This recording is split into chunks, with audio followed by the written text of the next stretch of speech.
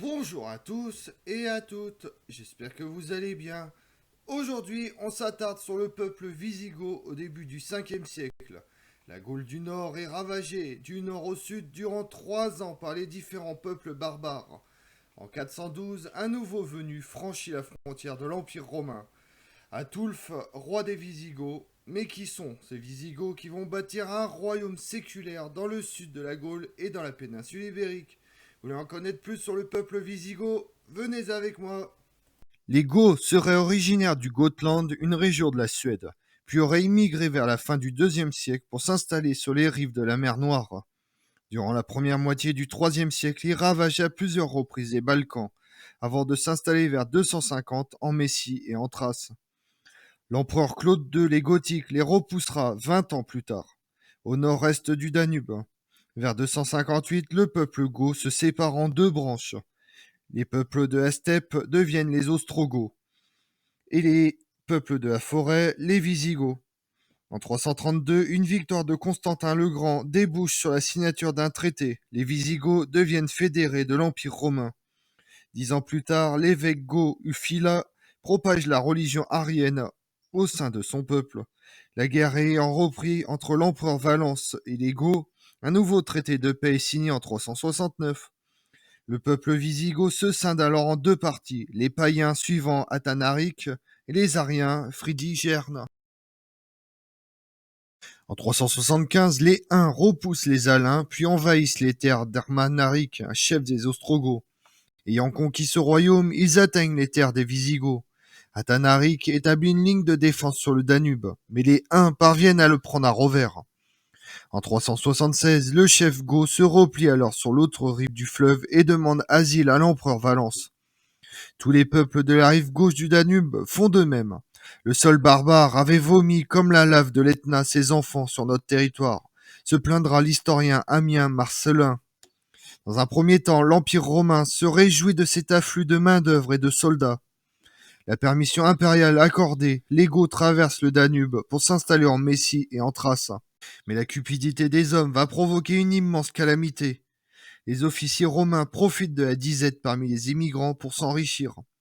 Les chefs goths se plaignent auprès de l'empereur sans succès. Athanaric se retire dans les montagnes de Transylvanie, mais un autre chef, Fridigern, préfère s'installer en territoire romain. Rapidement, l'espoir fait place à la méfiance. Les esprits s'échauffent. Fridigern rassemble ses guerriers. L'armée romaine parvient temporairement à les contenir avant d'être totalement anéantie le 9 août 378 lors de la bataille d'Andrinople. L'empereur Valence lui-même y trouve la mort. 2 ans plus tard, Gratien et Théodose parviennent à arrêter les Goths. Puis Athanaric, ayant succédé à Fridigern, l'armée wisigothe passe au service de Rome. Les Ostrogoths resteront quant à eux soumis aux Huns jusqu'à la mort d'Attila en 453. En 395, Théodose le Grand s'éteint. Ses fils refusent de donner à Alaric, nouveau chef des Visigoths, le commandement qu'il demande. Celui-ci pille alors les Balkans. L'empereur Arcadius parvient à négocier la paix et lui confie le commandement des troupes romaines en Illyrie. Mais en 401, Alaric passe en Italie et ravage le pays avant que le général romain Stylicon ne parvienne à le repousser. L'ambitieux Stylicon est assassiné à la demande de l'empereur Honorius et Alaric en profite en 408 pour passer de nouveau en Italie. Rome est assiégée et finalement prise en 410. Le pillage durera 3 jours. Cette même année, Alaric meurt alors qu'il prépare une expédition pour envahir l'Afrique. Son successeur, Ataulf, emmène les Visigoths en Gaule. En 413, Narbonne, Toulouse et Bordeaux sont prises. Mais l'année suivante, Ataulf est repoussé en Espagne par Constance, général de l'empereur d'Occident Honorius. En 415, Valia, qui lui a succédé après l'éphémère Sigeric, fait la paix avec Honorius et part combattre en Hispanie. Pour le compte de l'empereur, 3 ans plus tard, après avoir battu les Vandales, il signe avec l'empereur Honorius un traité de Féodus permettant aux Visigoths de s'installer durablement dans la région, qui va de Toulouse à l'océan. En tant que fédéré, c'est ainsi que naît le royaume wisigoth de Toulouse.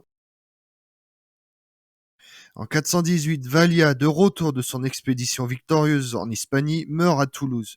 Théodoric, homme doué d'une grande énergie et d'une force de corps extraordinaire, mais en même temps d'une modération extrême, lui succède à la tête de l'Empire d'Occident. Les empereurs se succèdent après la disparition d'Honorius, Constance III, puis Jean le Tyran et enfin Valentinien III en 425. Les Visigoths vont en profiter de cette instabilité. Théodoric traverse la Narbonnaise et assiège Arles. Mais Aetius, qui commande l'armée romaine, le rejoint et lui inflige une défaite. Les combats reprendront en Narbonnaise les années suivantes. En 439, Aetius obtient ainsi une victoire décisive sur les Visigoths au mont Colybiarus, une colline située aujourd'hui du côté d'Olonzac dans l'Aude. La même année, Litorius, lieutenant d'Aetius, subit à son tour une sévère défaite sous les murs de Toulouse. Aetius et Théodoric finissent par faire la paix. Le roi wisigoth envoie dans les années 440 des troupes en Hispanie pour aider les Romains à soumettre les Suèves, mais il se fait battre par le roi Réchila. Déjà, de nouveaux nuages s'amorcellent. Attila le Hun menace la Gaule. Théodoric et Aetius, toujours alliés, réunissent leurs hommes et parviennent à vaincre le 20 juin 451 l'armée d'Attila au champ catalonique.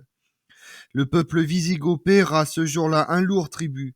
Le vieux roi Théodoric y trouve la mort. Dorismonde succède à son père avant d'être assassiné par son frère Théodoric II en 453. L'année suivante, l'empereur Valentinien III, soupçonneux, assassine Aetius, son général. Ce crime ne restera pas impuni puisqu'un an plus tard, Valentinien III est tué à son tour par des soldats.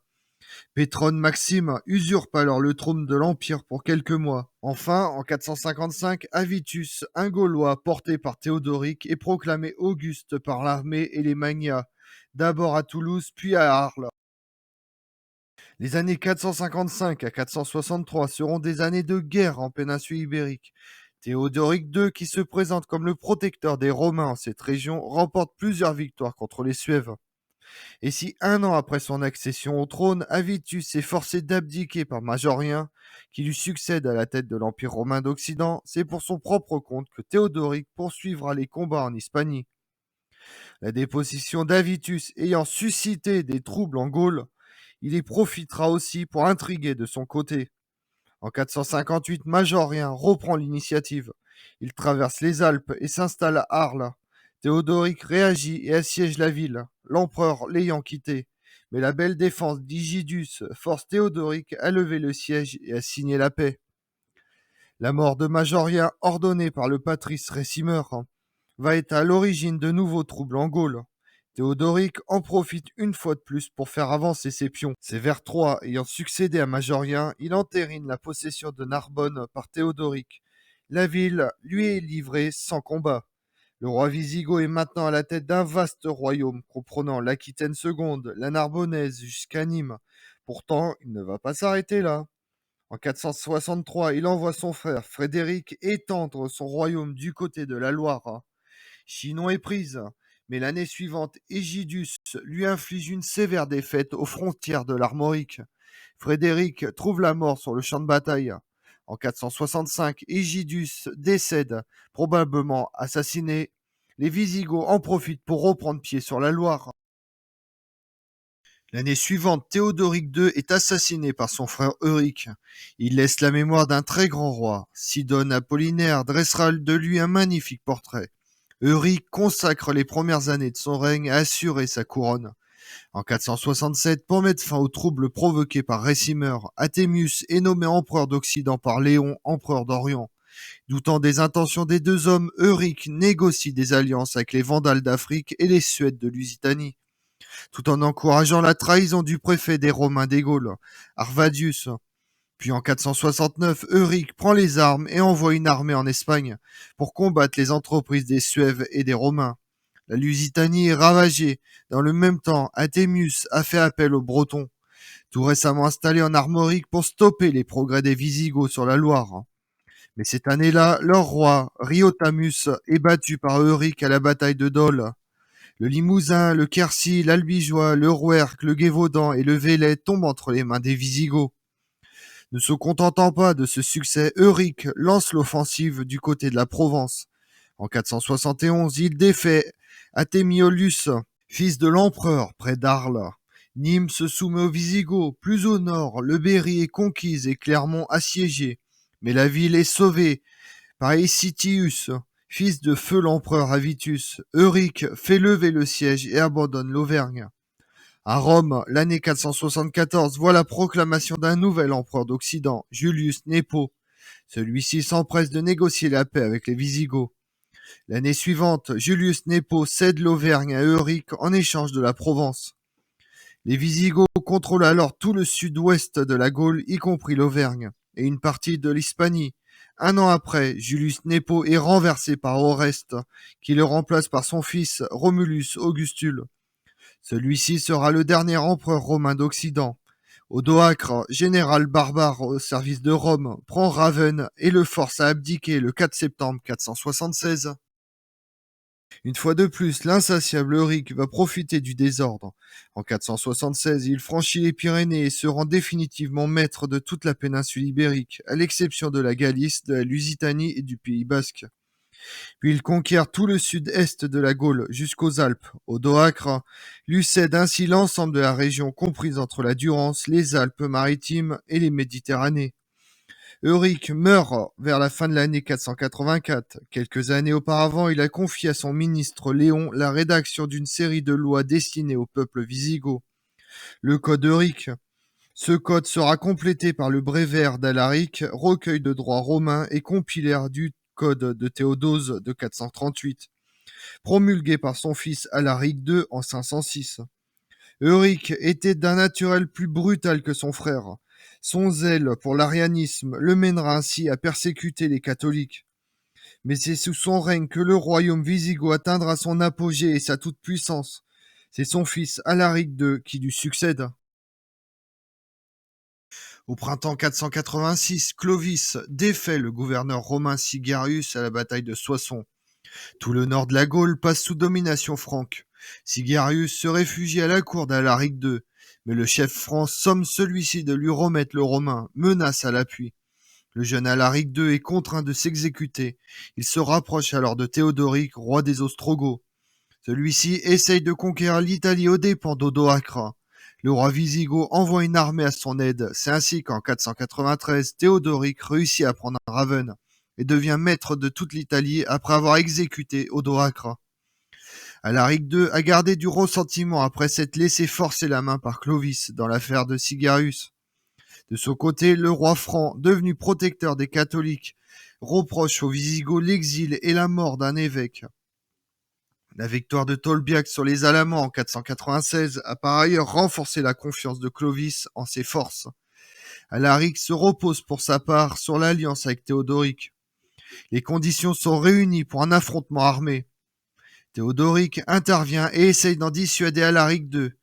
La multitude de vos troupes et le souvenir des victoires sur Attila ne doivent pas faire craindre le sort des armes toujours incertain. Lui écrira-t-il. Il écrit aussi à Gondebaud, roi des Burgondes, et à Clovis, roi des Francs, pour calmer les esprits. Vous êtes tous deux à la fleur de l'âge, et vous régnez paisiblement sur deux puissantes nations. Vous risquez l'un et l'autre d'affaiblir vos États, ou de les ruiner entièrement par vos bagatelles, dit-il à ce dernier. Ces démarches ne seront pas vaines. Clovis consent à une entrevue avec Alaric II, près d'Amboise, et la paix est sauvegardée. Au crépuscule de ce 5e siècle, l'attention du roi franc est plutôt tournée vers le royaume des Burgondes. C'est ainsi qu'en 500 se noue une alliance entre Clovis et Théodoric contre Gondebaud, roi des Burgondes. 6 ans plus tard, ayant maintenant les mains libres, Clovis tourne enfin résolument les yeux vers Toulouse. Alaric II, toujours animé du même ressentiment et conforté par l'alliance avec Théodoric, se prépare aussi à la guerre. Mais le roi franc peut désormais compter sur l'alliance burgonde. Sous prétexte pour déclencher les hostilités sera religieux.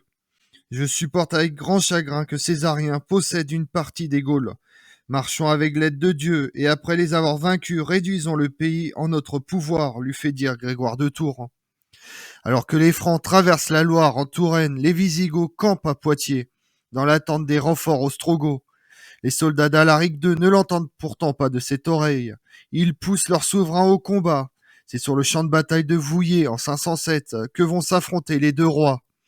La défaite des Visigoths sera totale, et Alaric II y trouvera la mort. Les Visigoths sont repoussés en Hispanie. L'année suivante, alors que la cour wisigothe se réfugie à Narbonne, puis à Barcelone, Clovis prend Bordeaux et assiège Toulouse. La ville royale est prise, ses richesses pillées. Une fois les 3 Aquitaines aux mains des Francs, c'est au tour de Narbonne de tomber entre celles des alliés burgondes de Clovis. Arles sera sauvé par une armée envoyée tardivement par Théodoric au secours de ses alliés. Narbonne reprise par les Ostrogoths. Théodoric y installe le jeune Amalaric, fils d'Alaric, mais le royaume wisigoth de Toulouse n'est plus. Alaric II clôt une aventure commencée 95 ans plus tôt par le fils d'Alaric Ier. Comme on l'a vu, d'abord associés à l'Empire romain, les Visigoths ont établi un royaume à part entière après la chute de l'Empire romain d'Occident. Les Visigoths ont dominé la majeure partie de la péninsule ibérique pendant près de 3 siècles, des années 420 jusqu'à 711, date de la conquête de la péninsule par les Arabes. Je vous remercie d'avoir suivi cette vidéo en ma compagnie. Si vous voulez connaître mes autres vidéos, retrouvez-moi chaque matin à partir de 6h45 sur ma chaîne YouTube Tout sur l'Histoire avec Damien, mais également sur les réseaux sociaux, Twitter et Instagram, Histoire Damien. Et pensez à liker, commenter et vous abonner. Je vous remercie à tous.